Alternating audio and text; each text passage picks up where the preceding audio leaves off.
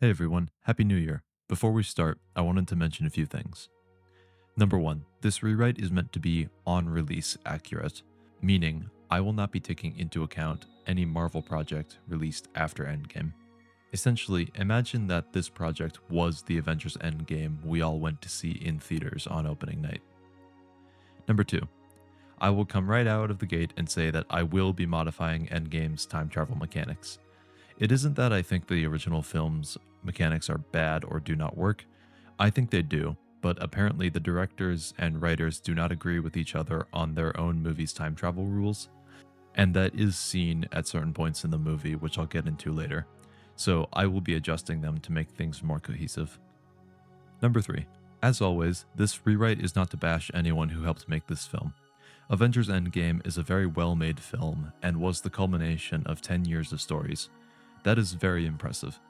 As with any rewrite I release, I do not hate the film I am covering. This is just a fun, creative writing experiment for me that you all hopefully also enjoy. If you want, you can think of this as an entry in Marvel's What If series, titled What If Thanos Never Destroyed the Infinity Stones. Finally, if you enjoyed the video, don't forget to subscribe. My goal for 2026 is to get this channel to 1,000 subscribers, so if you enjoy the content I make here, I would greatly appreciate any likes, comments, or subscriptions. Good support on this project will let me know if you guys want to see more Marvel content, such as a potential larger multiverse saga rewrite series. Wink wink, nudge nudge. Anyways, with those announcements out of the way, let's get into the video. Hope you enjoy. The opening scene with Hawkeye's family getting dusted will remain the same. It is a very emotional scene on its own, and it puts us right back into the end of Infinity War headspace. From there, the title card will play just as normal. Tony and Nebula will spend time on the Guardian's ship, almost die, and then get rescued. A small change will be during the rescue. Tony opens his eyes to see Captain Marvel.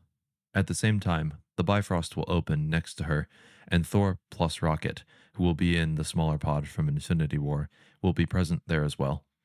Rocket is happy to see the ship intact. Tony and Thor smile at seeing each other. Thor nods to Captain Marvel, and she grabs the ship. Thor then uses Stormbreaker to summon the Bifrost again and bring them all back to Earth. Back on Earth, Steve finishes shaving as the Bifrost brings the ship to the ground. Tony and Pepper reunite, and Tony and Steve have their same exchange. From here, the scene in the conference room with everyone reconvening will be the same. Rocket's snide, which of course he did fail, joke will be cut, but Tony's Built-Bear joke will remain in. The scene ends with Tony going off on Steve and then passing out. From here, Captain Marvel will propose that they find Thanos and use the stones to bring everyone back. Banner will agree to finding Thanos, but says the fallout of the snap is already being seen. Civil unrest, displacements, people thinking there is no hope. Not to mention the ramifications of just putting people right back where they were. There are things they don't even know the ramifications of yet, and undoing that could cause more problems. He says he needs to think about how to best do this once they get the stones. Nebula reveals Thanos told her where they would go once his work was complete. To the garden. But she says Thanos never told her where that was. Rocket pulls up a hologram of the galaxy. When Thanos snapped, Earth became ground zero for a spike of cosmic radiation never seen before. We'll monitor the galaxy, see if we pick up any more spikes. Even a smaller one may give us an idea of where Thanos is. Rhodey sits down. There's 1 trillion planets out there. We'll never find him. So this is a major change that I am making for this rewrite. In my opinion, Endgame kind of falls apart the exact second Thor chops off Thanos' head. It robs the story of its villain, and for most of the movie afterwards, the Avengers have no opposition. Also, having them fight a past Thanos just doesn't really work in my opinion compared to the more philosophical Thanos they faced in Infinity War. So for this rewrite, Thanos will not use the stones again, so the Avengers have no second spike of cosmic radiation to track them to the garden. They still have no way of bringing everyone back, even if the means to do so are still out there, somewhere among the stars. We will cut to 3 months later. Everyone is gathered for Tony and Pepper's wedding. We see among the groomsmen are Happy, Rhodey, and Banner. Among the bridesmaids is Natasha. There are blank spaces in between some of the wedding party. where a photo has been left for whoever was supposed to be there before being dusted. On Tony's side, Peter Parker has a photo. The rest of the Avengers are sitting in the front rows, alongside other close friends and family. Notably, Steve and Barton are not present. After Pepper walks down the aisle, Steve quietly enters in the back and sits in the back row. Natasha notices him enter. After Tony and Pepper are pronounced husband and wife and have their kiss, Steve leaves, quietly exiting before Tony and Pepper walk back down the aisle. At the reception, Natasha and Banner look for Steve, but he is not present. It is clear that Steve wanted to be there for Tony, but it is left unclear whether or not he was invited. Throughout the ceremony and the reception, Natasha was also checking the back and vantage points. She knows Barton prefers to watch things from a distance, but she never spots him.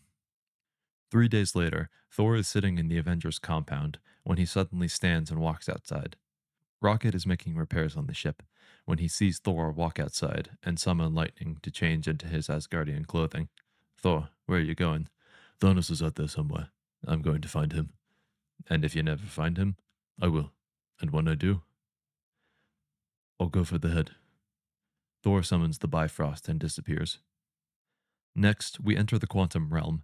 Scott Lang is floating there. He looks around for anything and tries his comlink again. Hope? Hank? This isn't funny. Is anyone there? Let me out! From here, I will include 2 quick scenes. The first is Natasha entering a house in Russia to find it empty. She picks up a framed photo, showing her with her family from the Black Widow movie. She breaks down in tears. The second scene has Barton. He finishes tightening his gauntlets and sheathes a newly made sword. He then walks away from a wall showing pieces of evidence tying crimes to the tracksuit mafia. These scenes require some explaining. As part of this rewrite, I proposed the addition of 2 more films in between Infinity War and Endgame. Between these 2 films, there was already Ant-Man and the Wasp and Captain Marvel. For this rewrite, we would also have the Black Widow film and a Hawkeye film. The Black Widow movie would follow similarly to the original film, with the major change being that the film would take place immediately before the events of Infinity War. Natasha would leave to reunite with Steve and Sam, and the final scene of this Black Widow movie would be her family in that Russian house eating dinner when all 3 of them suddenly dust. For Hawkeye, the scene of him leaving to hunt the tracksuit mafia as a Ronin would be the first scene of the film. This would give an opportunity for the audience to see not only how far Barton has fallen because of the snap, but it would also flesh out the post-snap world in a way that the original Endgame was not really able to do. Throughout the film, Barton will do things that will then get reported to Natasha. She seeks him out a few times, managing to spot him once, but he gets away before she can corner him and talk. This Hawkeye film would then end with a lead that takes him to Japan after he slaughters a cartel in Mexico, which is investigated by Rhodey. We cut to 1 year after the snap. Tony and Pepper park outside their new house. They have started moving into the house they have in the original film. We see that Pepper is holding a newborn as Tony starts bringing in boxes. Pepper smiles at him and Tony smiles back, but then his face becomes conflicted. We can see on his face that he doesn't believe he deserves this. 2 years after the snap, Banner is in a lab inside the Avengers compound.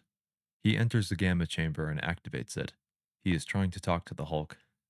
Hulk, listen, buddy. I know it's been a while, but we need to talk. You're not in danger. No, Banner hate Hulk. Banner want Hulk gone. Hulk retreats, and Banner can't get a hold of him anymore. A few minutes later, Captain Marvel lands outside, and Banner welcomes her in. Thanks for coming, Danvers. Don't sweat it. Did your little contact with him work out? No, but he did at least talk to me this time, so that's progress. Banner fetches a device that he has been tinkering with. At the same time, Wong emerges from a sling ring portal. Banner and Wong greet each other. So, as I understand, your powers were derived from the Space Stone. I got hit with a blast from the Tesseract, so I think so. Okay, you might have residual Space Stone energy then. If I can scan that energy, it may help to eliminate the background noise of the universe and help us track the actual Space Stone. Background noise? The 6 Infinity Stones represent the different aspects of existence. Each of them has a unique energy signature that permeates across the cosmos. Unfortunately, that makes it very difficult to isolate the presence of the actual stone itself. So if I can get enough energy reads from other sources, I may be able to eliminate some of that noise. Banner scans Captain Marvel and is able to eliminate some of the noise, but there is still no clear direction as to where Thanos and the stones are. Wong returns to the sanctum, and Captain Marvel bids farewell as she returns to space.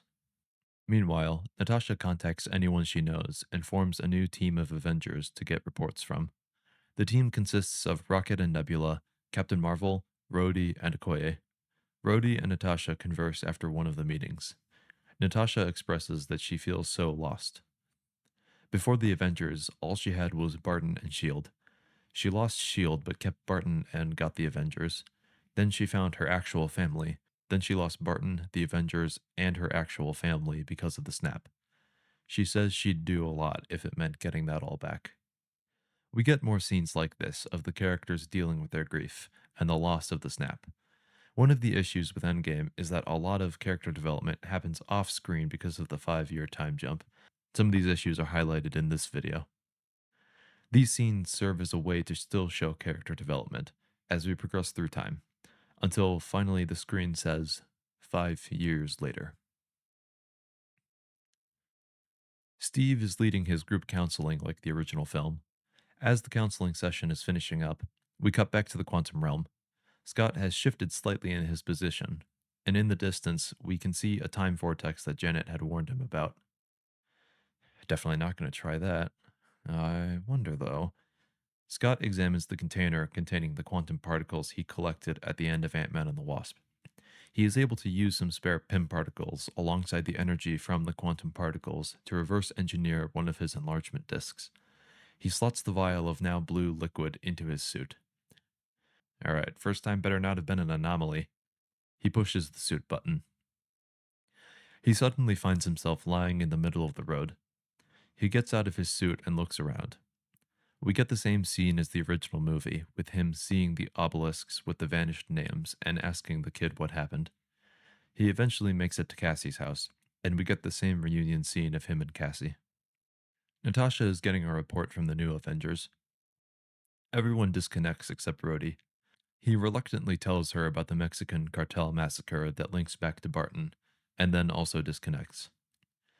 Natasha walks downstairs to find Banner sitting inside the gamma chamber, looking defeated. The two will talk, and it is clear neither of them have moved on from failing to stop the snap. The conversation then shifts to their brief romance when Ultron was around. Banner confesses that he may have been trapped as Hulk for 2 years, but the fact that her message was what snapped Hulk out of it on Sakaar was probably indicative that he never lost those feelings. Me too. But I think we're both emotionally a little bit in shambles right now. Natasha chuckles. We'll figure it out later then. Steve then walks into the compound and finds them. He jokes that he can come back later, but they invite him to join them in sitting on the floor. He joins in. Most of the scene and dialogue will remain identical to what happens in the original movie when Steve comes to visit Natasha. Scott then arrives at the compound. He relays the same information to them about the quantum realm and how it could be used as a time machine. Banner is a little resistant, stating that time travel is the least understood field in science. I'm afraid that's outside my area of expertise. Is there anyone else we could talk to about this? We then cut to Tony's home. This scene will remain mostly the same. The only change will be that Steve elects to stay in the car when he sees Tony notice he is there, and does not look pleased. Scott and Natasha will try to convince Tony to help them figure this out. He will still refuse. It will partly be because he has no desire to work with Steve anymore, and partly for the same reason Banner is resistant. He does not understand moving across a timeline, so he does not know what the ramifications of attempting it would be.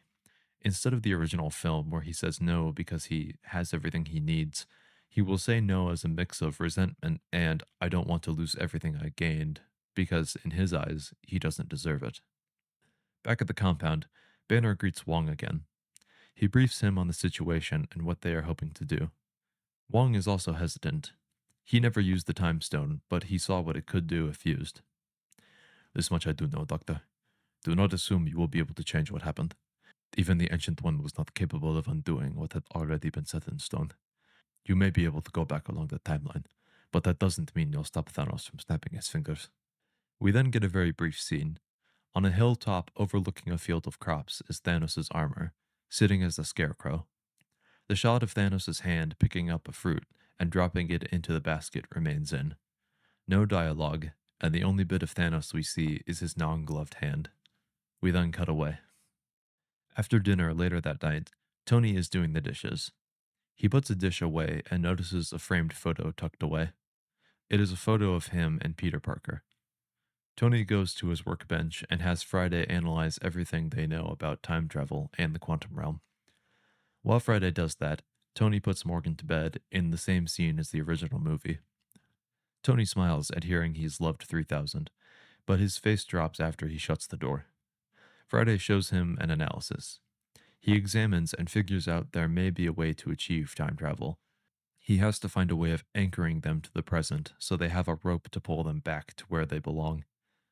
He confides in Pepper in a similar scene, but he also expresses that he isn't sure what to do. He feels guilt that Strange gave up the Time Stone in exchange for his life. I mean, I know he secretly couldn't bear the thought of losing me, but why did he value my life over half the universe? Didn't you mention 1 in 14,605 possible outcomes? Well, we got one of the other ones. He thinks back to what Friday showed him. Or maybe we didn't. Tony tells her about the possible anchor theory, but then he tells her how he could just box it up and throw it in the lake. He could just forget about it. But would you be able to rest? Banner, Wong, Natasha, and Steve all help Scott suit up and attempt to travel through the quantum realm. Scott brings one of his enlargement discs just in case, but then the scene remains the same from the original film. Steve walks away to think outside. As he stands there, he watches an expensive car drive up to the front of the compound. Tony gets out, grabs some supplies, and sees him standing there. Tony? Hi. Banner and everyone else is inside. Cool. He walks past towards the door. Tony, wait. Tony turns. Steve looks like he wants to say something else, but he decides against it. I'm glad you're here. Tony nods and walks inside. He greets everyone else and starts sharing his findings with Banner. Wong listens in and offers input based on what he knows from the Camotage library. Natasha goes outside to make sure Steve is okay. So, to talk about the change to this scene very quickly, I think the original scene where Tony and Steve are immediately cracking jokes with each other and are basically friends again does a huge disservice to the events of Civil War, Tony's reluctance to call Steve an Infinity War, and Tony's anger at the beginning of this film. I believe it is more beneficial to the arcs of both Tony and Steve for there to still be some animosity. At this point, they are working together out of a reluctant necessity, rather than being besties again. Steve obviously wants things to get better, but he has to take his own counseling session to heart and accept he might not ever be on good terms with Tony ever again. Natasha mentions to Steve that Scott wants to do a few more tests, but they may need to put out a call to everyone else. She then decides it's finally time to track down Barton. Despite Rhodey's concerns, Natasha finally convinces him to relay any information about the Mexican cartel raid to her. She traces some evidence and heads for Japan. Meanwhile, Tony sends a transmission to Nebula, asking her and Rocket to head to Earth and meet up with them. Banner sends a message to Captain Marvel asking the same. Both Tony and Banner also ask them to bring back Thor if they find him. Meanwhile, Scott carefully extracts samples of the quantum particles he has left and gets them into smaller vials. Tony and Banner work with him and Wong and eventually work out a prototype for Tony's anchor theory. By having a store of quantum particles here in the compound, they can use the smaller vials to create a device with an invisible tether through the quantum realm. This device will allow them to travel freely through the time vortexes while still having a place to come back to. Theoretically. We get a quick scene of Thor standing among ruins out in space. He holds Stormbreaker in his hand and screams in rage. All this searching, and he can't find Thanos or the stones. Thor takes a moment, then invokes the same enchantment on Stormbreaker that Odin invoked on Mjolnir in the first Thor film. He then drops Stormbreaker. Natasha arrives in Japan just as Barton begins the next raid. The scene of Ronin defeating the entire group of swordsmen will remain the same. Barton cleans his blade and takes his hood off. You shouldn't be here. Neither should you. I won't go easy. You know that, right? I'm not here to arrest you. Barton turns. The others may have found a way to bring back everyone we lost. We need your help. No, you don't. I'm just the guy with the bow and arrow. Who am I compared to someone like Thor or Wanda? Natasha starts walking closer. We're uncoordinated right now. Thor is out who knows where, Banner is at odds with the Hulk, and Tony and Steve still barely talk to each other. What did Laura always say? She always said they needed me more than I know. Come back with me and help us fix this. I hate seeing you like this. Be the person Laura already sees you are. Don't say you can fix it. Don't give me hope. I'm sorry I couldn't give it to you sooner. The two hug, and Barton follows Natasha back to the jet.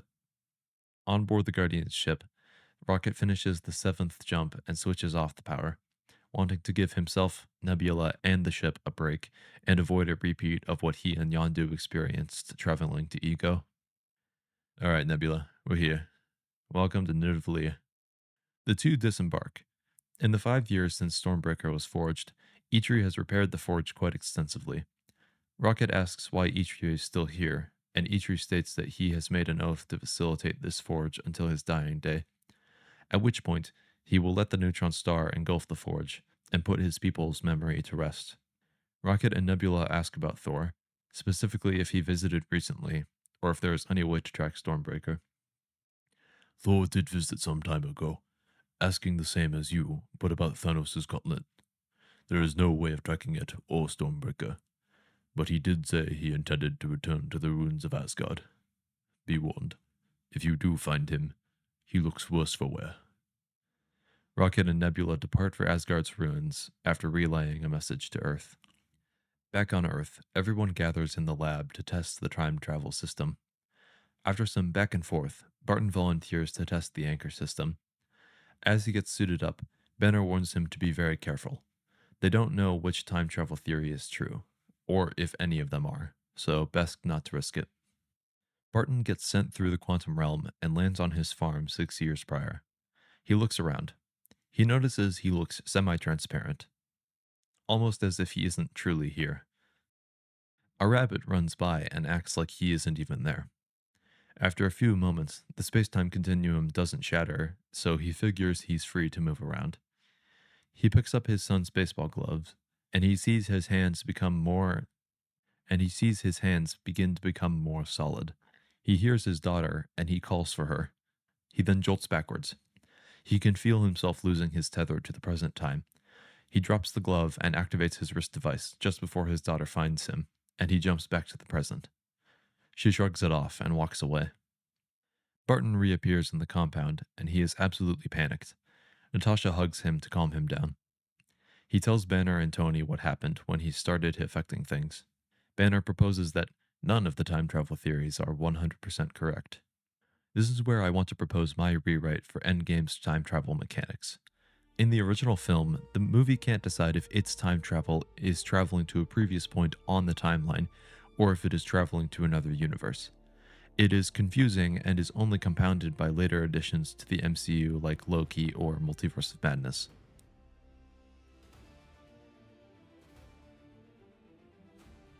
My proposal for the mechanics of this film is more along the lines of Bran's abilities in Game of Thrones.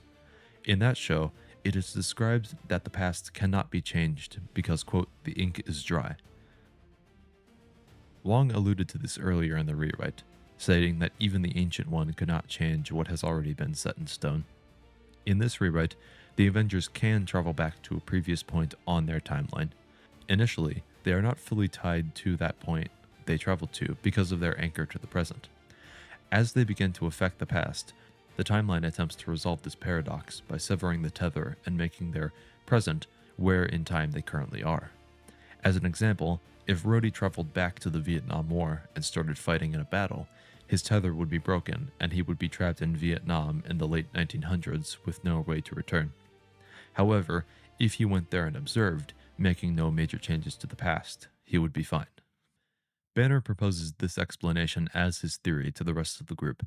Wong finds lines up with everything he knows. He, however, amends the theory slightly in that the time stone is likely the exception to this rule, since it is the physical representation of time, which is why reversing time on an apple would not always result in something catastrophic. Dangerous and potentially catastrophic, but not always.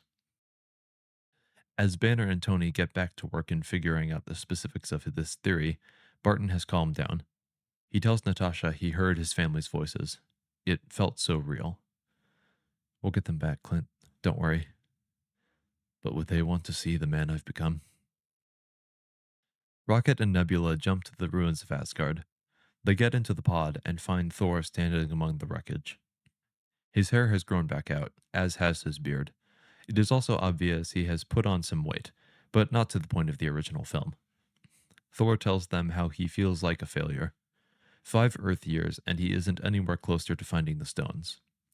When Rocket mentions Thanos, Thor will still have his reaction to the original film. Nebula sits with Thor and tells him about everything she suffered under Thanos. Thor asks why she isn't also seeking out revenge, and Nebula replies that she tried that once before with Gamora, and it didn't make her feel better. Rocket then tells Thor about the plan the Avengers have to locate the stones. Thor starts to refuse, but Rocket slaps him, and he gives Thor the same pep talk he did in Past Asgard in the original film. Thor agrees to go, but he leaves Stormbreaker behind. He doesn't even try to pick it up, because he doesn't know what he would do if he found out he wasn't worthy anymore. Steve sits alone in the compound. He is contemplating the mission ahead, and he looks at the compass with Peggy's photo. Tony sees him, hesitates, and then walks over. Rogers, we're a few hours out from having everything ready. Just need to figure out when to jump to. That's good. Is there a contingency in case someone accidentally gets stuck in the past? No. If there's a way to rebind the tether, we haven't found it. Well, just be careful. Pepper and Morgan need you. Tony is a little taken aback. I wanted to ask. Banner is trying to find good points to drop in and gather energy readings. Any point where the Tesseract was relatively unattended? Not that I can think of. Maybe after it drops into the ocean. He and Steve then see Captain Marvel arrive, and Tony goes to brief her. Rocket, Nebula, and Thor land a few hours later. Thor greets everyone and notices the tension between Tony and Steve. Banner leads everyone into the conference room and briefs them on the plan, saying he wants everyone to agree to this. He fills Rocket, Nebula, Thor, and Captain Marvel in on the mechanics of the time travel. Tony mentions they've decided the group should find points where each stone is on its own. This will minimize the amount of people going back to one time and reduce the potential for someone or something changing the past and then getting trapped. After some discussion with input from everyone, the 6 time points are decided. Rhodey and Nebula will go to Morag 1 year before Star-Lord stole the orb. Tony and Steve will go to Camp Lehigh, just like the original film, to get the Tesseract. Thor and Rocket will go to Asgard after Jane gets infected with the ether. For the Soul Stone, Natasha and Barton have likely the most dangerous mission. Nebula shares that Thanos killed Gamora on Vormir and then returned with the Soul Stone. Everyone's best guess is the Soul Stone wasn't able to be claimed before Gamora was killed, so Natasha and Barton have to sneak up to Thanos after he claims the stone to get the reading. For the Time and Mind Stones, Scott, Banner, and Captain Marvel will go to the Battle of New York in 2012. Wong shares the Ancient One was present to defend the New York Sanctum during the battle. So Banner elects to go get the reading from the Ancient One, while Scott will sneak his way up to Stark Tower and get the Mind Stone reading before Natasha and Dr. Selvig use it to close the portal.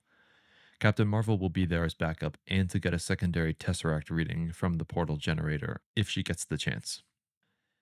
Steve is initially hesitant about going with Tony, worried they may not work well together, but Banner insists. He says Steve knows Camp Lehigh better than any of them, and Tony's father built most of the facilities once it became the SHIELD base, so he will know the best way to get the Tesseract. Tony nods to Steve, and they both agree to the plan. Wong elects to stay behind. The Sanctum needs to remain guarded. He portals away after wishing everyone good luck. Right before everyone suits up, Natasha hands Steve and Tony face disguise tech, like the ones she used in Captain America: The Winter Soldier. Maybe worth having these, just in case. Everyone suits up and gets onto the quantum tunnel platform. Banner distributes energy scanners like the one he used to scan Captain Marvel's Space Stone energy earlier in this rewrite. Steve gives the same speech as the original film. Everyone says their lines, and the tunnel powers up. Everyone zips into the quantum realm and gets spit out in their respective time points. They are when they need to be. Now they just need to get the readings without losing their way of getting home. From here, we will shift between the different perspectives. Rhodey and Nebula make small talk as they navigate through the temple on Morag. They use their anchor devices to monitor if they are affecting the timeline. They occasionally see the percentage rise and they become slightly less transparent, but nothing requiring them to abort. Tony and Steve infiltrate the camp. They've been able to impersonate a businessman and a soldier, respectively. Even though they are not perceivable to the people in this time point, as confirmed by Barton not being seen by the rabbit, they do their best to blend in. Importantly, they do not speak, because Barton almost lost his anchor during the test when he spoke with his daughter nearby. Thor and Rocket sneak through Asgard. They move through the dungeons and witness the conversation between Loki and Frigga. Although Thor is having a hard time seeing his dead mother and brother, he's able to keep himself contained, and they move towards Jane's room. We'll come back to Natasha and Barton. In New York, we get the recreation of the Avengers Assemble shot as Banner, Ant-Man, and Captain Marvel appear. Captain Marvel sees the number of ships flying around and says she may not be able to get the Tesseract reading. If she tries to fly up there and accidentally hits a Chitauri ship, that could be the difference maker. She tries to sneak her way up there with Scott, while Banner goes to the New York Sanctum. Banner finds the Ancient One on the roof of the Sanctum, stopping any ships that try to attack the building. Banner moves quietly and takes out his energy scanner. As he gets closer, the Ancient One suddenly turns and enters her astral form. She then hits Banner in the chest, and two souls fly out. Banner watches as his body is falling, but only barely, and he sees himself and Hulk in astral form. Ah, Dr. Banner. Good to see it was just you. Uh, I don't understand. He looks at his anchor device on his body and sees it did increase, but he is not yet in danger of losing his anchor. My power offers me a small amount of foresight. It would seem it was fate for us to be here. Do not worry. Outside the astral plane, only a few moments have passed. You are not in any danger here. Hulk's astral form suddenly stirs. What happened? Hulk napping. There is a quick scene of Natasha and Barton arriving on Vormir.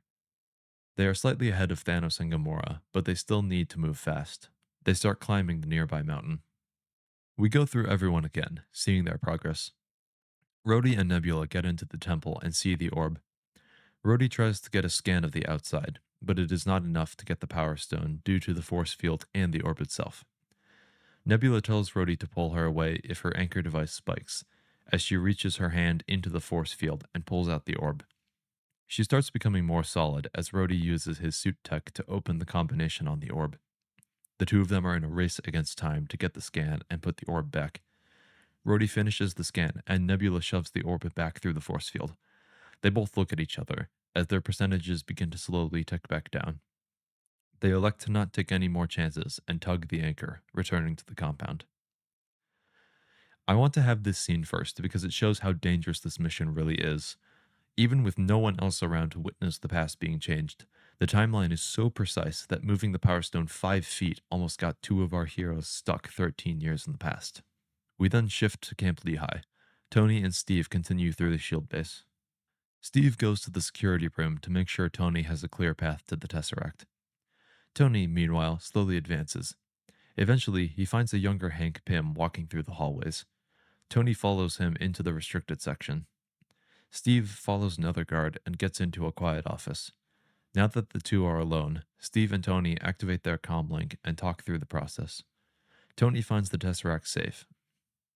Rather than using his suit to cut open the safe, which somehow didn't trigger an alarm, Tony will recognize his dad's design and instead crack the cipher. He opens the door and sees the Tesseract. Thanks for teaching me, Dad. He gets the scan of the Tesseract. Between this scan, Banner's scan of Captain Marvel earlier, and the potential energy scan coming from the Battle of New York, that should be enough. Steve, head outside. We're back in the game. Tony then hears voices. Someone calls out, asking who's there. Tony quickly puts the Tesseract back, closes and locks the safe, and then hides. Howard Stark walks into frame, with Hank Pym right beside him. Howard, you got a screw loose? Could have sworn I heard someone. Howard unlocks the safe and sees the Tesseract is still there. He shrugs it off and leaves with Hank Pym. Tony, despite being shaken that he is so close to his dad, follows so he can get back outside. Meanwhile, Steve turns off his comlink and gets ready to leave. Then he hears a familiar voice. We get the same shot of him looking through the blinds at Peggy Carter. Steve looks at the door. He wants so badly to open it and talk to her, but he knows he can't. He turns away. Just as he prepares to leave, he looks back at the desk. There's an object on it. It looks like his compass, the one with Peggy's photo in it. Before he can investigate further, Peggy starts moving towards her office door. Steve is forced to quickly exit to avoid her. Tony is in the elevator with Howard and Hank. He is trying everything possible to not make any noise. While in the elevator, he is witness to a conversation between the two men. So nice to see your wife's pregnancy has made you start hearing things. Didn't think that was one of the symptoms. Tony looks weird, realizing his mom is pregnant with him. The one they don't tell you about is that she can't stand the sound of my chewing. Tony follows them outside, hearing more of the conversation. Despite Steve spotting him from across the courtyard, Tony motions that he wants and needs to listen more. You know, Hank, I'll be honest with you. I have a great job, a lot of money, and a wonderful wife, and a healthy baby on the way. I almost feel like I don't deserve it. Well, I could list some traits you have to affirm that feeling, but I'll save it. Instead, I'll tell you to enjoy the fact you have those things. I can't speak as a father yet, but I know you're the kind of man who will put those bad traits to the side for the sake of your child. You and Janet will get there one day, Hank. And yeah, you're right. Kid's not even here yet, and there's nothing I wouldn't do for him. The two men shake hands and go their separate ways. Tony watches his dad get into a car with Jarvis and is driven away. Tony is trying not to cry. I wanted to keep the dialogue with Howard in, but since it couldn't be with Tony, I subbed in Hank Pym. In the MCU, these two are constantly at each other's throats whenever they come up, so it is good to see a rare moment of the two not being rivals. Tony and Steve reunite and tug the anchor as well, returning to the compound. On Asgard, Thor and Rocket have made their way to Jane's room. Since the ether is a fluid object and has infected Jane, Rocket believes he should just be able to scan Jane and get the energy readings they need. Just then, Frigga knocks on Jane's door and is invited in. Frigga asks how Jane is feeling, and the two begin to speak while Thor watches Rocket try to get close to Jane. As Rocket does, Frigga talks to Jane, but starts looking in Rocket's direction. She may not have the all-sight that Heimdall does, but she can still see with more than just eyes. The scene will play out with Rocket trying to get close to Jane and Thor doing small things to keep Frigga from looking at Rocket. Frigga and Jane will eventually drift onto the subject of Thor. For brevity, I will not do a dialogue exchange here. They will talk about Thor's conflict with choosing either his duty to be king or his desire to be a protector. Frigga will tell Jane that Thor let his emotions guide him for a long time, but thanks to Earth and to her, he learned how to balance himself. Thor looks down at his hands, realizing that even now he let his desire for revenge against Thanos consume him. Frigga then says the measure of a person is how well they succeed at who they are, rather than being who they're supposed to be. Like Tony, Thor wants to say something to the parent in front of him, but he knows he can't. Rocket finishes the scan and he tugs his anchor and leaves. Frigga picks up on that, almost as if she can feel a living thing has just left the room. Thor notices this and knows he can't say anything and that he has to leave. He mouths an "I love you" to her and then tugs his own anchor and returns to the compound. In New York, Captain Marvel and Scott get to the Stark Tower and part ways. Scott shrinks down and gets the scan of the Mind Stone right before past Natasha grabs it and carries it up to the shield generator. Since Natasha and Dr. Selvig are right there, Captain Marvel hides nearby, hoping they'll leave soon. She watches as Iron Man carries the nuke overhead and through the portal, then the aftermath where Hulk catches him and they all go to apprehend Loki. With the generator now unattended, she gets her Tesseract scan, which should provide enough data to isolate another stone. At the current moment, 4 are down, only 2 to go. At the Sanctum, the Ancient One looks at Hulk and Banner. She agrees that she can let them scan the Time Stone, but she has a premonition that the two of them cannot remain in conflict if the Avengers want to win the coming battle. Then Avengers lose. Banner hate Hulk. No, I never told you before. I don't hate you. Banner think Hulk disease. When did I say that? Sakar. Banner looks at him, confused. Banner brain asleep when Hulk in control. Hulk in control on Sakar. Banner brain talk in sleep. Banner brain say Hulk bad. Banner only want Hulk for fighting. So what? You like fighting? Hulk just snorts. Look, Hulk, I know you and I have been at odds for years now. Maybe I've been looking at you the wrong way this whole time. We'll have to talk more when we get back, but we gotta work this out. For Nat. Banner is slightly taken aback. No, yeah, you're right. For Nat. Hulk smiles and holds out his hand for a fist bump, which Banner reciprocates. The Ancient One smiles. It wasn't a full solution, but it was a start. She tells Banner and Hulk she will return to defending the sanctum, but she will leave the Eye of Agamotto open for a few moments. Should be enough time for Banner to sneak up and get what he needs. She brings everyone's astral form back to their respective bodies, and time resumes. Banner gets his scan and returns to the compound. After he leaves, the Ancient One quietly wishes him good luck. Back on Vormir, Natasha and Barton climb up the mountain and get to the altar. They see Red Skull standing at the edge, looking over. He greets Natasha and Barton by name. He states that he cannot see them, but he can sense them. They state they are not seeking to claim the stone. Then you are of no consequence. I will await one who is bold enough. They hide off to the side just as Red Skull snaps his head around and floats off to the entrance of the mountain. They hear Red Skull greet Thanos and Gamora by name. Natasha and Barton proceed to watch the entire Vormir sequence from Infinity War. After Thanos throws Gamora off the cliff, there is a flash and Thanos disappears. Barton asks Red Skull where he went. Gamora's soul has returned to where she was last safe. Natasha and Barton leave the altar and see Thanos lying passed out in the water below. They rush down the mountain and get to Thanos while he is still asleep. Barton takes out the scanner. They notice the faint glow in Thanos' right hand. Barton tries the scanner and gets a partial scan. He then waits until Thanos wakes up and looks at the stone in his hand. Thanos sits there, mourning his daughter, while Barton and Natasha are mere inches from him trying to finish their scan. Thanos then begins to move the stone to slot it into the gauntlet.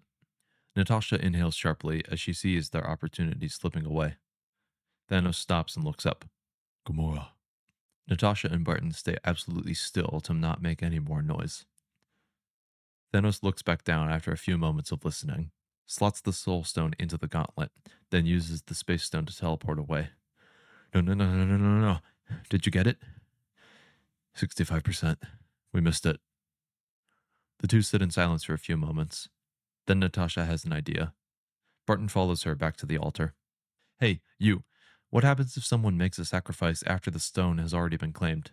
You seek to claim the stone from Thanos. You will not accomplish that here. In order to take the stone, you must be bold enough to be the first to honor the demand for a sacrifice. You may slay Thanos, son of Elars, and take it from him, but this altar has served its purpose. So what if we didn't know he took it and made a sacrifice, thinking we were the first? Nat, what are you getting at? Your sacrifice would be accepted, but you would not receive what you seek, for you were not the first to meet the demands of the stone. Natasha leads Barton away to speak to him. If one of us makes a sacrifice, our anchor device may be able to trace our soul as it moves with the stone. If what Wong said is true, if these things really bind to our souls, maybe the anchor can track the stone as it moves. But really, you're just going to believe a word of this guy? Yes. Why? Because he knows your dad's name? I didn't. Natasha and Barton continue talking for several hours. Eventually, they decide it's the best chance they have to get everything they need to contribute their part to the team. But then the question turns to who will be the one to do it. Suddenly, the altar begins to shimmer with orange light. Buddy, what's going on? The stones have served the purpose that Thanos, son of Elas, needed them to do. This means we won't affect the snap itself. Can't endanger the present now that the stones have been used. Then it's obvious who it has to be. Yeah. Um, Starting to think we mean different people in that. Natasha talks about how she has spent the last 5 years trying to get to a point where they can bring everyone back. She's lost every family she's ever been a part of, but now she can do something to bring some of those found families back. Barton says he can't let her save his life. All that he's done since and even before the snap took his family was kill. He says he's become something his family shouldn't have to live with. At least this way he can do one last thing to make sure they see tomorrow. I don't judge people for their worst mistakes, Clint. Maybe you should. You didn't. The two hug. Barton smiles and then trips Natasha. She falls to the ground. Tell my family I love them. Natasha flips him around and stuns him with an electricity blast. You can tell him yourself. The two have the same back and forth as the original film, both trying to be the one to die so the other can live. Barton throws himself off the cliff, but Natasha grabs him, hooks a cable on him, and the two dangle from the cliff, with Barton holding Natasha up. Barton looks and sees she doesn't have her anchor device on. She left it on the cliff for him. Let me go. No. Please, Natasha, no. It's okay. Barton holds back tears as he tries to climb his way up the cliff with her, but it is to no avail. Please. Natasha pushes off the side of the cliff. Barton loses his grip and Natasha goes into free fall. Barton watches as she falls to her death, his eyes filled with tears. There is no swell of energy, no flash of light, no soul stone, just the howl of the wind. Barton slowly climbs back up the cliff and gets to the top. He sees Natasha's anchor device lying there. He grabs it and cradles it as Red Skull floats up to him. Red Skull speaks as if this is a programmed dialogue he has to say. A sacrifice has been made. A sacrifice has been accepted. But what you seek has already been claimed. Barton ignores him. He doesn't want to be here anymore, but he heads down the mountain and quickly digs a grave nearby. He checks his anchor device and sees he is not in any danger of losing his anchor, nor is he in danger when he moves Natasha's body and buries her. He looks over and sees another grave, which has a gravestone with Gamora scribbled on it. It seems he and Thanos had the same idea before leaving this place. Barton apologizes to Natasha's grave and then tugs his anchor, and it's transported back to the compound. Everyone reappears inside the compound at the exact same moment, all except Natasha.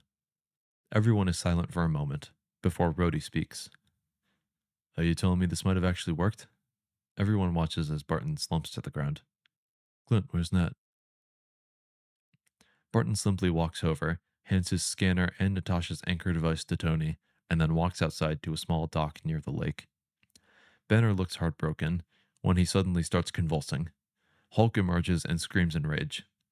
Hulk starts smashing things, and it takes Thor and Captain Marvel to hold him at bay until Rocket is able to hit him with a Xandarian tranquilizer dart. Hulk reverts back into Banner a few minutes later and wakes up. Tony, Steve, Thor, and a now reverted Banner go to join Barton outside.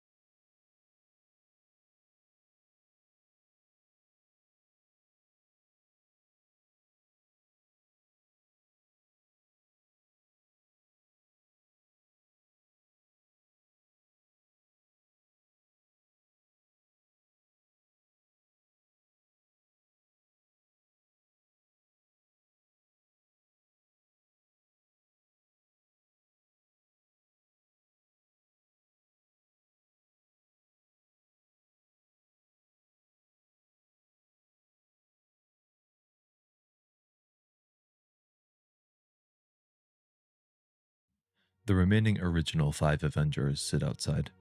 We will have the same scene from the original film where the 5 Avengers represent the 5 different stages of grief. Thor represents denial, Banner and Hulk represent anger, Steve represents bargaining, Tony depression, and Barton acceptance. The only change I would make is that Thor's denial comes from a place of, we can go find the stones and fix the problem, rather than, we have the stones, don't worry about it. The 5 Avengers return to the compound. Tony and Banner get to work on analyzing everyone's scans to triangulate the location of the stones. In this time, we can have a scene of Steve and Barton talking about Natasha. Tony also provides comfort to Banner as they analyze the data. After several hours, Tony and Banner call everyone together. With Natasha's anchor device and everyone else's scans, they have been able to trace the signature of each stone to one specific planet. They display the planet, and Nebula leans closer. We found your garden, Father.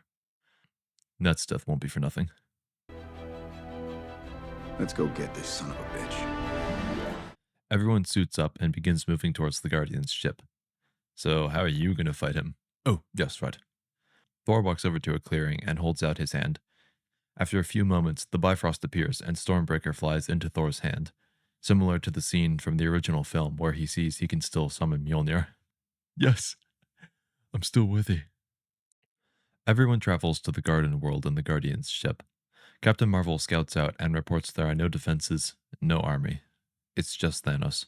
And that's enough. Thanos sits in his hut, cooking something. Even though he did not use the stones again in this rewrite, his face will still be messed up. Clearly, continued proximity to all 6 stones is slowly draining his strength.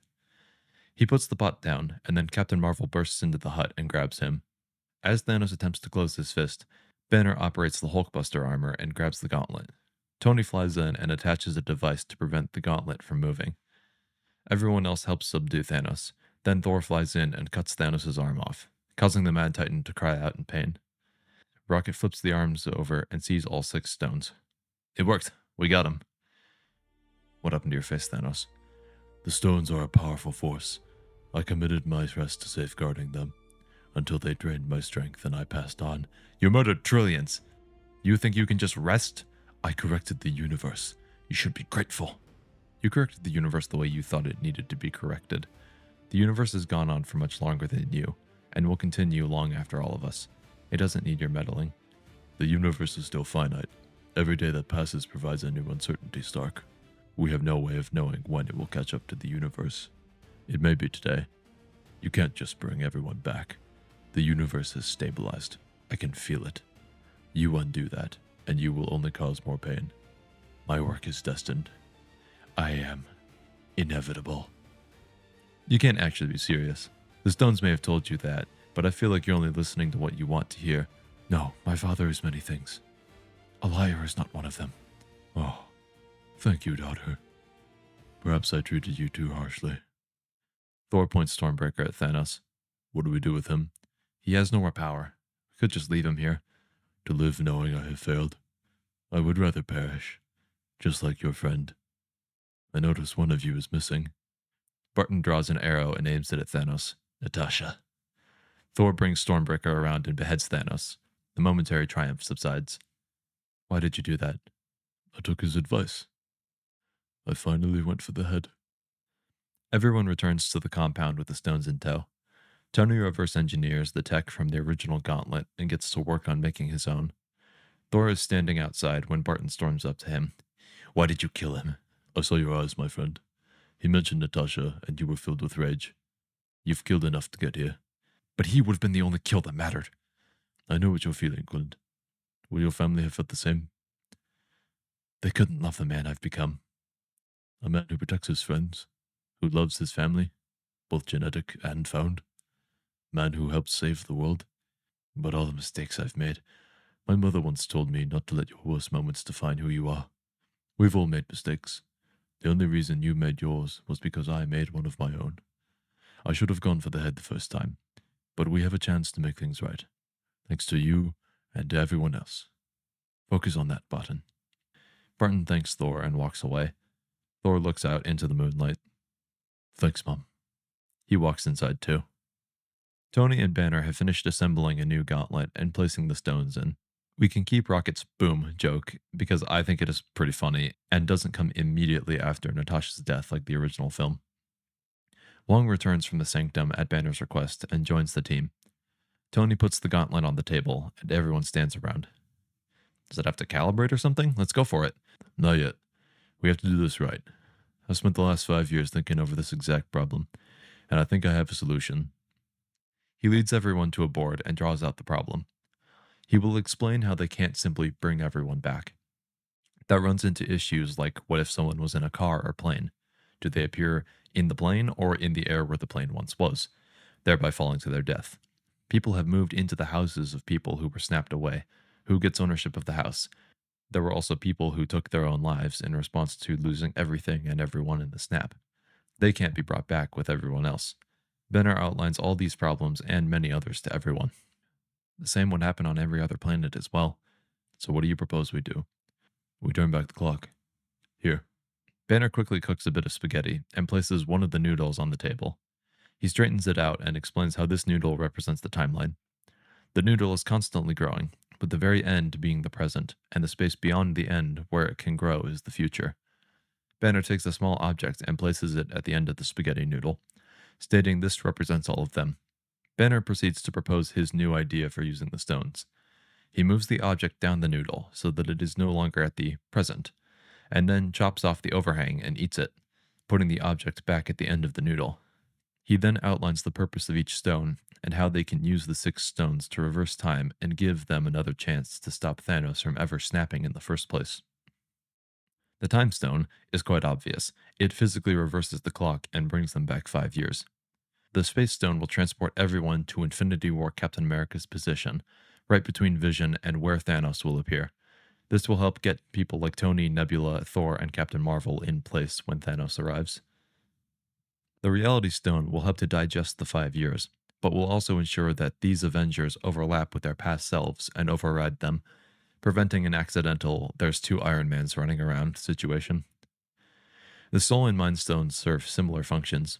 Since the Avengers are 5 years older than the point they will be traveling to, the Soul Stone will ensure their souls survive the transport and are safely merged with their past selves, and the Mind Stone will ensure their minds aren't eviscerated in the process. And finally, since the Power Stone can amplify the power of the other stones, it is used to supply the required energy for the entire process to take place.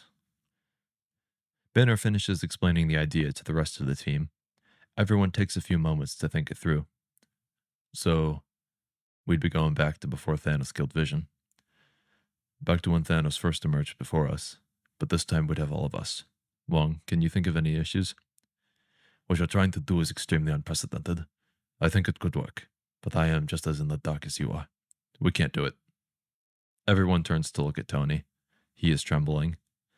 When Rhodey asks what is wrong, Tony quietly says, Morgan, and then quickly leaves the room.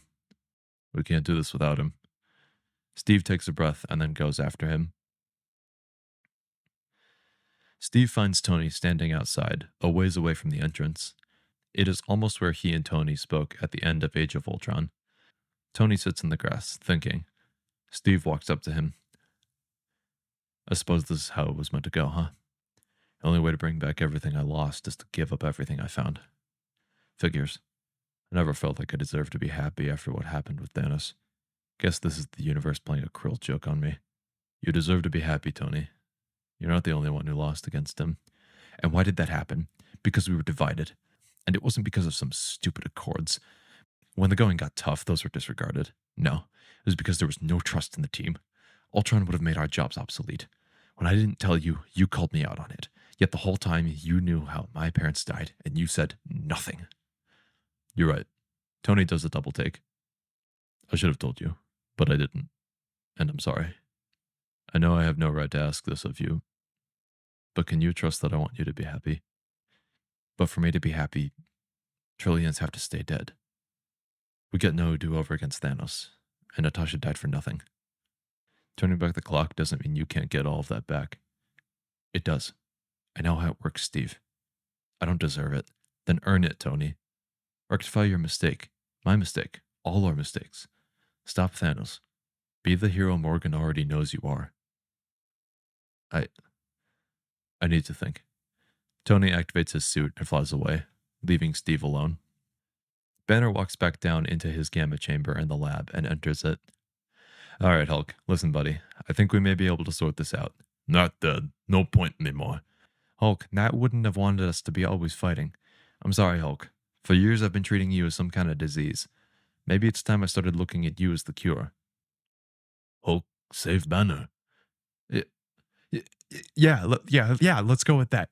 Banner help Hulk, and Hulk save Banner. You with me? Hulk with Banner. Let's do this, buddy. Banner's skin then begins to turn green. We see Banner's face, but Hulk's eyes. Then, before he fully transforms, Banner passes out. An hour later, Tony lands at his house, takes the suit off, and walks inside. He sees Pepper is asleep. He walks into Morgan's room, and she immediately wakes up. After a bit of shushing to not wake Pepper up, Morgan starts telling Tony how she beat Mom at Candyland earlier. You are one smart cookie. Hey, sweetie.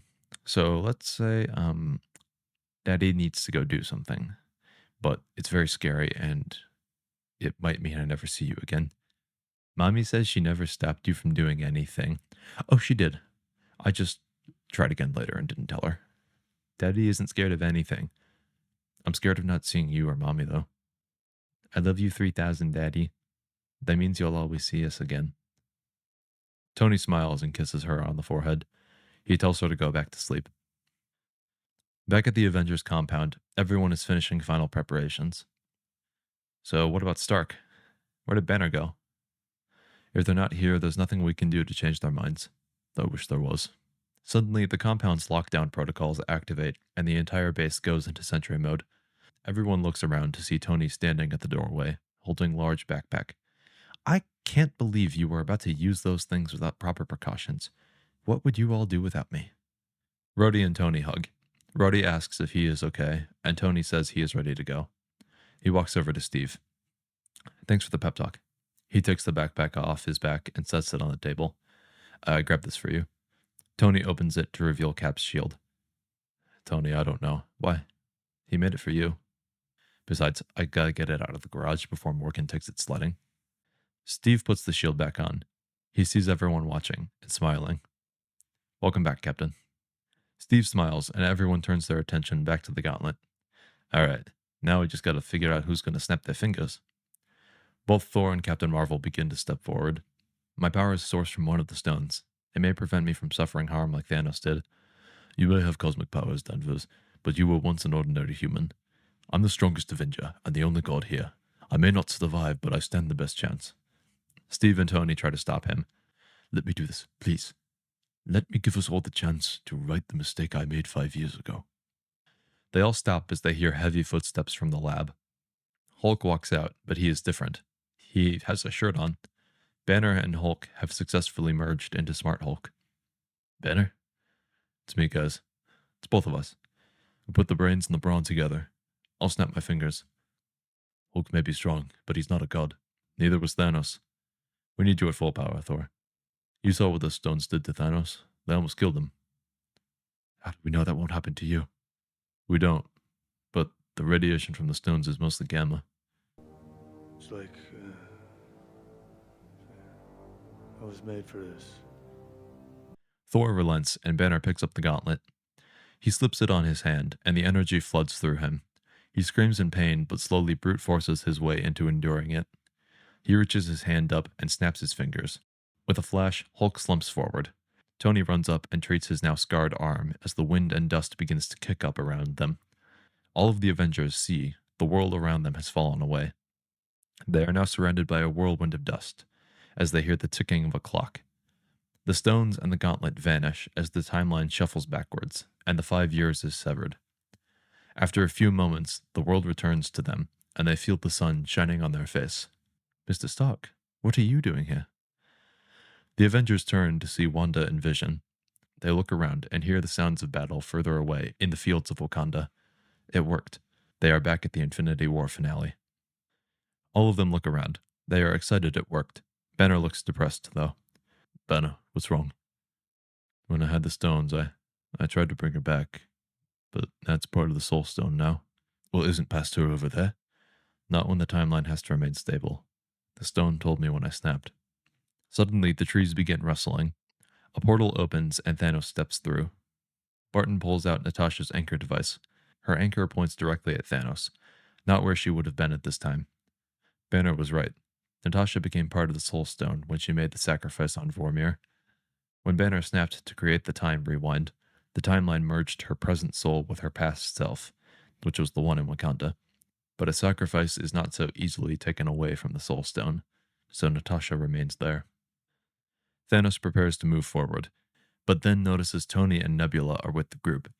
Stark, daughter, did I not just see you on Titan? Thanos closes his fist and activates the Soul Stone, scanning Tony and Nebula. Fascinating. You're 5 years older than you were a few moments ago. Cap, he's figuring it out. Steve readies his shield. Then we keep him from the Mind Stone. Eyes up. Stay sharp. Everyone charges Thanos once again. Despite having extra help in the form of Tony, Nebula, Thor, Captain Marvel, Wong, Scott, and Barton, Thanos manages to overpower everyone. Steve looks up to see Wanda destroy Vision. Then Thanos reverses time and reforms Vision. Just as Vision reforms, Wong opens a sling ring portal beneath him, and the android falls away from Thanos' reach. He'll find Vision soon enough, then we move quickly. Wanda charges up a shot of chaos magic, but Thanos activates the power in Soul Stones and puts her into a deep sleep, similar to what he did to some of the Guardians on Titan. Wong opens another portal back to the Avengers compound. Everyone steps through except two. Thor and Captain Marvel stand between the other Avengers and Thanos. Thor, Danvers, can you buy some time? Gladly. I've waited years for this. Thanos raises his gauntlet to fire a blast, but stops as he sees the time stone begin to shift. Suddenly, Scott Lang breaks the time stone free, grows back to normal size, grabs the stone, and runs through the portal. Wong closes the portal, leaving Thor and Captain Marvel to battle Thanos alone. Inside the compound, everyone begins assembling defenses, and Tony activates the lockdown protocol. Vision tries protesting, but Banner tries to quickly explain what is going on. Vision is able to follow the logic of why they all just randomly appeared in front of him and Wanda. Wong suddenly looks up, then opens a sling ring portal and steps back into the sanctum. Wong, what are you doing? I just received a message from Steven. He's instructed me to make preparations. Wait. 1 in 14,605,000. Did he say if we were in the one? He did not say. All he said was keep the stone away from Thanos. Then you take it. Scott hands Wong the time stone he stole from Thanos. Wong closes the portal.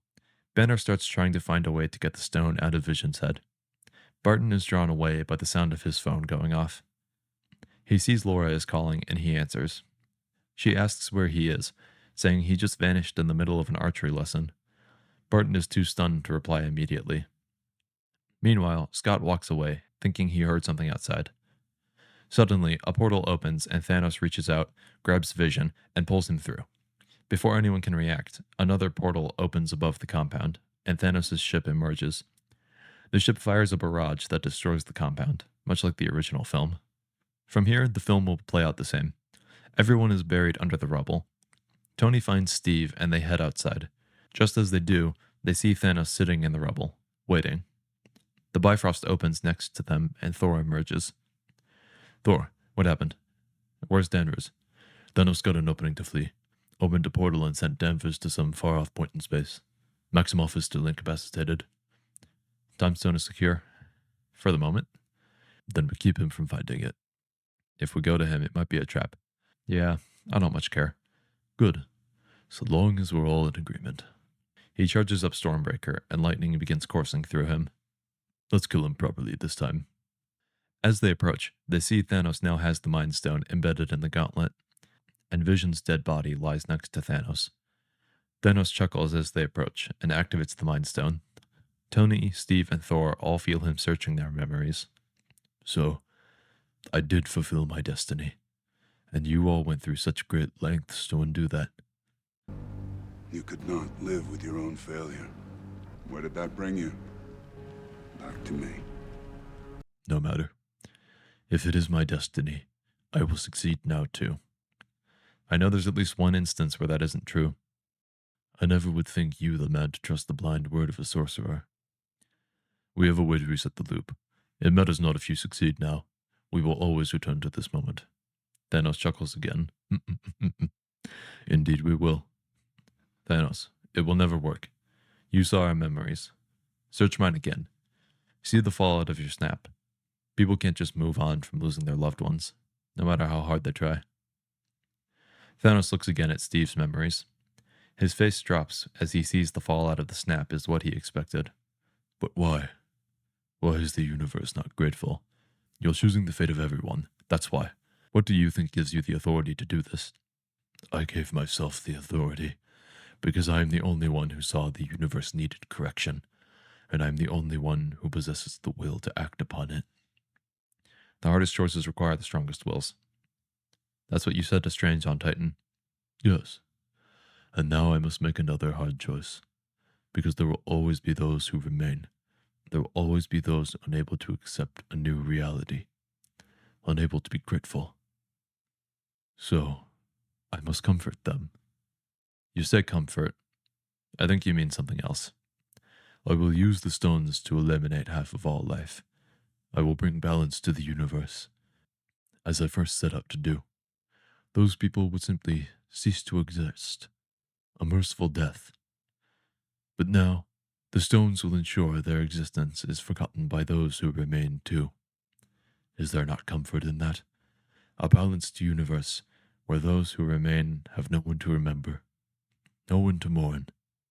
The universe cannot grieve what it does not remember. I brought balance once, and they called it tragedy. Now, I will bring peace. Tony, Steve, and Thor all look at each other. They realize they cannot allow Thanos to find the Time Stone. They need to stop him, here and now. All three nod and charge Thanos. Inside the compound, everyone else gets free of the rubble they are buried under. Barton and Nebula run into each other and navigate through the tunnels. Even though there is no gauntlet for Barton to defend, the duo will still run into the Outrider soldiers.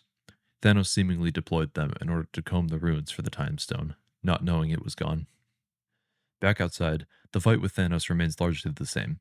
The only change is that Thanos is using the 5 stones he collected instead of his double-bladed sword that 2014 Thanos used in the original movie.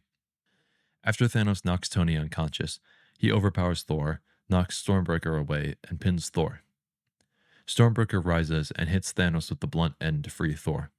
It flies over and is caught by Steve.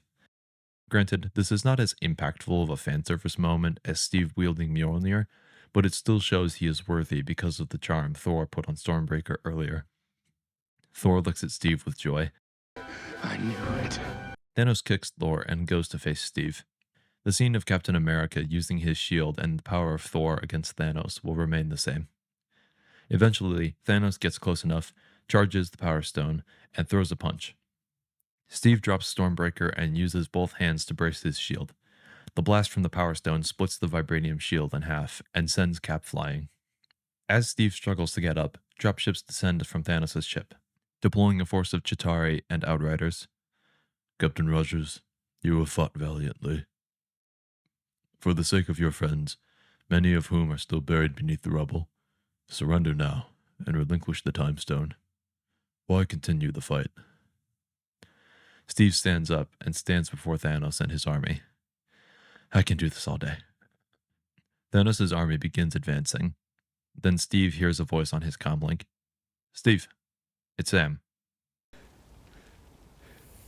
On your left. The sequence of all the portals opening and everyone from across the MCU emerging will remain the same. As Doctor Strange and Wong reunite, they shake hands. You have something for me? Wong hands him a new Eye of Agamotto. Strange puts it around his neck. Wanda has finally broken out of the soul sleep Thanos put her under, and she emerges with the rest of the Avengers who were still in Wakanda. She sees Vision's body and collapses. As the Guardians and Spider-Man enter from Titan, Star-Lord looks around. He undoes his mask and looks out at the horizon. Mom. I'm home. The Avengers assemble moment and everyone charging will stay in. Most of the final battle will remain the same. The only addition I will make is a scene where Tony is about to get ambushed by an Outrider, when a gunshot takes care of the assailant. Tony turns to see Bucky standing there. Bucky runs over and holds out his hand. Tony hesitates, then takes it and Bucky helps him up.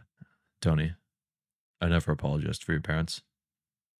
Tony looks at him for a few moments. I may not be able to acknowledge it wasn't actually you in control, but I will accept you're trying to be better. I suppose that's the best I can hope for. The two run off to continue the fight. The scene with Steve and Thor joking about who gets to use Stormbreaker can remain in. Then Tony reunites with Peter Parker. The dialogue will be slightly different to account for the change in the reverse snap. Hey, so you know how we lost on Titan? Well, we were all standing there, then suddenly you and the blue girl were gone. We all started to wonder what happened, but Doctor Strange told us to get ready, and we were going to fight. I don't know what happened, but what are you doing? Tony hugs him. Oh, this is nice.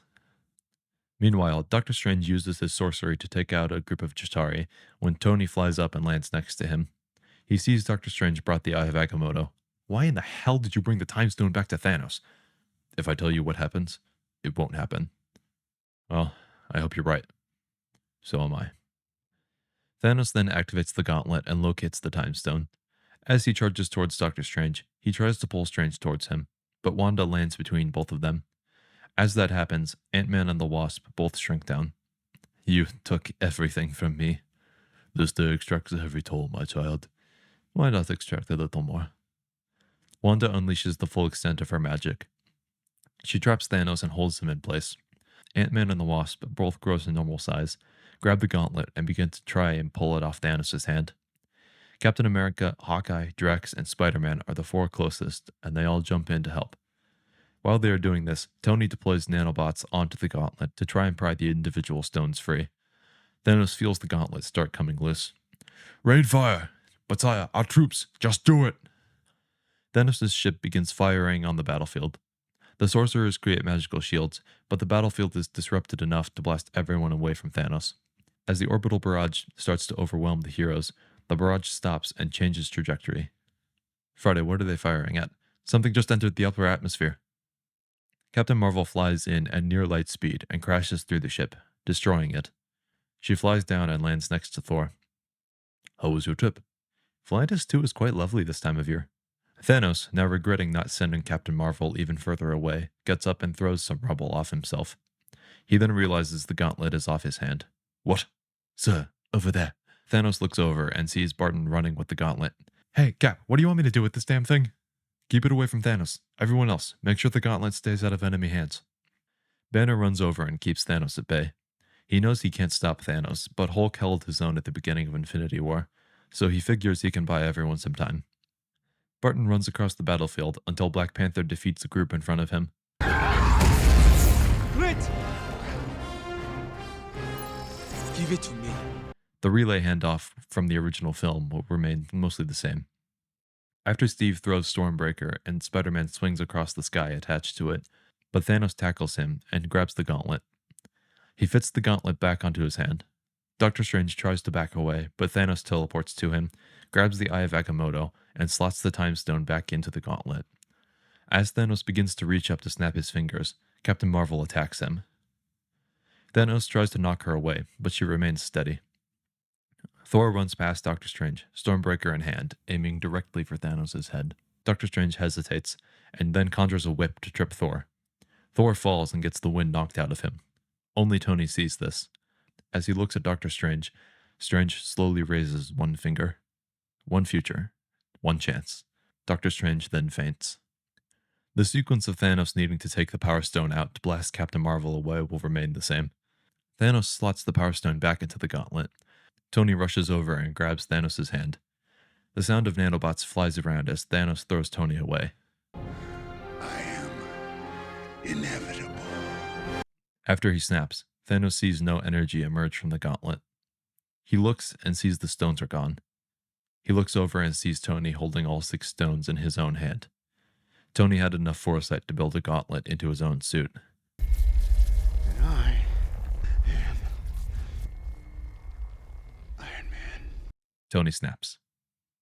The sequence will play out the same with all of Thanos' army dusting, and Thanos simply sits and acknowledges that he has failed. He then crumbles to dust as well. Tony crawls over to a pile of rubble and props up against it. I'm sorry, Morgan. Daddy had a wire to lay on. Rhodey and Peter both say their goodbyes. We won, Mr. Stark. Doctor Strange then opens the portal. I'm sorry for the delay. Pepper rushes through the portal and sees Tony. She hugs him and he smiles at her. Is there something that can be done? By this point, Banner has grabbed the stones and slotted them back into the original gauntlet. He puts it on and tries to activate the time stone to reverse Tony's injuries. When nothing happens, it confirms his worst fears.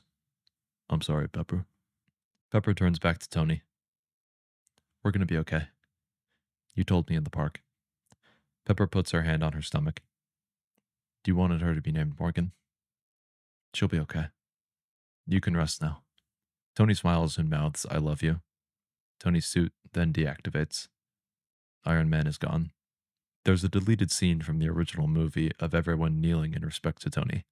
I think it is a good scene to include, so it will go here to pay respect to the hero that started it all, and in the context of the story, the man who saved half the universe.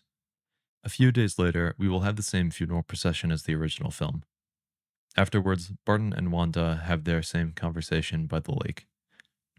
Pepper is given Tony's helmet, which has a message in it. Hey, Pepper, if you're watching this, don't show Morgan until she's 5, okay? I'm recording this right before we try our whole little time rewind thing. Oh, I guess you don't know about that. Well, I better attach a separate message for you to make sense of that. Point is, I knew Morgan for a while, and for 5 years she was the most amazing part of my life. For a while, I didn't feel like I deserved to have you and her. So hopefully when we go back to face Thanos, I'll be able to earn that future. But also figured in the event of an untimely demise, I may want to make this. It'll be fine. Everything will work out exactly the way it's supposed to. Morgan, if you're watching this, I love you 3000. Tony smiles and the message ends. Most of the heroes return to their normal lives. Barton goes back to his family.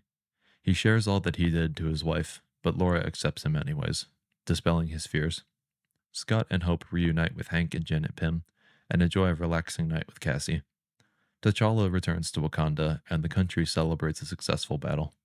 Captain Marvel and Nick Fury speak. In this conversation, Nick Fury will express his thoughts on everything that's happened. After the conversation ends, Captain Marvel bids everyone farewell and returns to space. Sometime later, Thor and Banner stand overlooking a cliff. What will you do now? A king protects his own. I made the mistake of hunting Thanos instead of being there for my people. Valkyrie took half of Asgard and fled. It's time for me to go find them. What about you? I'm not sure. Hulk and I worked things out, but with Nat gone, I don't know what's next. We never even got the chance to talk about us. I'm sorry, Banner. Just please do me a favor and don't lose yourself in your work. I won't, don't worry. The two shake hands. So, you can travel instantly via the Bifrost. Why are you going with them? Down the hill, Rocket and the other Guardians are waiting by their ship. Over to lose it, Thor. We're taking the gauntlet into Nidavellir to melt it down and destroy it. Besides, they have the only interstellar transponder around here. May help with finding my people. Thor joins the Guardians on the ship. The scene of him and Quill messing with the star chart will remain the same. The Guardians and Thor depart for Nidavellir to destroy the gauntlet. Doctor Strange and Steve stand in the ruins of the Avengers compound. Bucky and Sam are walking away from the two, seemingly just finishing up a conversation. Doctor Strange has the 6 Infinity Stones contained. The gauntlet is now off-world, and Doctor Strange has taken the stones into his care. You sure you want to handle those alone? I won't be alone. These will be protected by the full might of the Sanctum. Before you do that, I have to know. Back in the past, I saw Peggy's desk. It had this on it. He shows Strange the compass with her photo. Time is a closed circle, Captain. At least, it's meant to be. What do you mean? I mean that there are loops that still need to be closed. Ink that still needs to be dry. How did Peggy get this compass? Where was Peggy's husband when she went into the nursing home? How did Zemo find the exact files required to locate the Winter Soldier book in only 1 year? So I'd be going back just to live a life with Peggy? No, Steve. You'd be completing the mission. I saw 14,605 possible futures. This was the only one where you survived. Your job now is to go back and close those loops. Give Peggy the compass. Work in the shadows. Ensure Bucky, S.H.I.E.L.D., and Hydra are where they need to be when they need to be. And you have the added perk of finally getting that dance. I don't know. Years ago, I stood right here with Tony and told him the guy who wanted all that won the ice 70 years ago. and someone else came out, does that mean you never want peace? Or that you just won't have it until the fight is over? Steve thinks for a moment. So you saw me do this when you saw all those futures? I didn't look much further than the fight with Thanos. But who better to complete this mission? Alright, I'll do it. Just let me grab something first.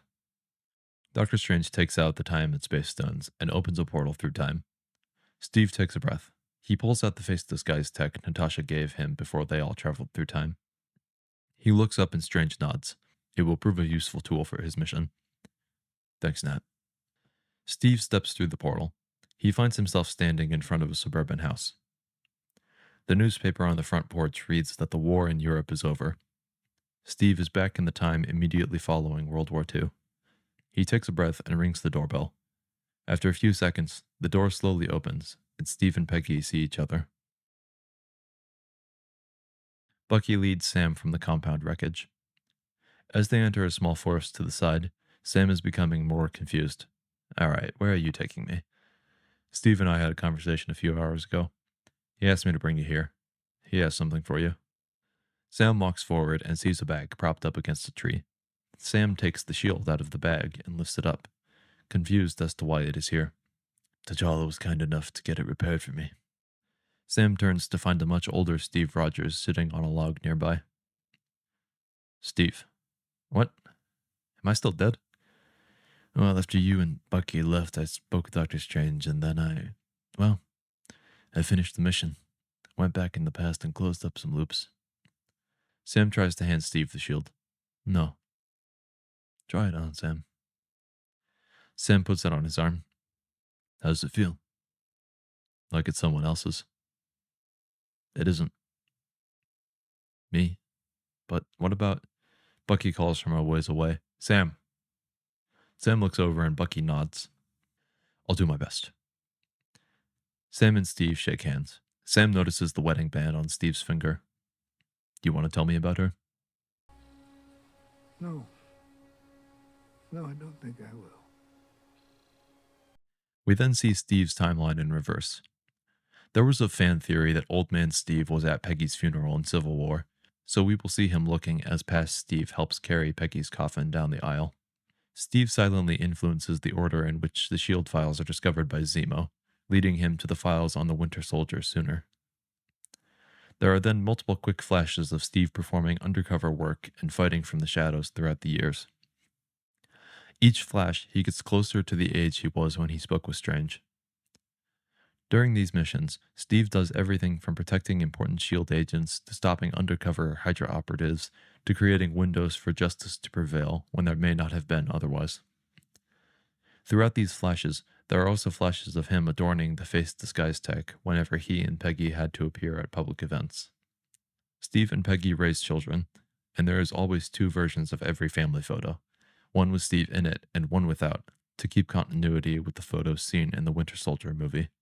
Several weeks after Steve goes to the past, he sits Peggy down and has a conversation with her. He gives her the compass. While there is no dialogue, just music, it is implied that Steve told Peggy what happened, and they came to an understanding that Peggy must not tell anyone. The decades of Steve's identity staying hidden all stem from this conversation, and the compass on Peggy's desk is a reminder of her promise to Steve. The final shot is much like the scene from the original movie. Steve and Peggy dance in the living room, finally making good on the promise they made back in the first Captain America movie. From there, Avengers Endgame comes to a close. And that concludes my rewrite for Avengers Endgame. I hope you all enjoyed, and if you did, don't forget to like, comment, and subscribe. Once again, support on this video will show me that you guys are eager to see more Marvel rewrites. But regardless, you taking the time to watch this or any other video is quite enough for me. For now, be good to each other, and I'll talk to you all soon. Take care.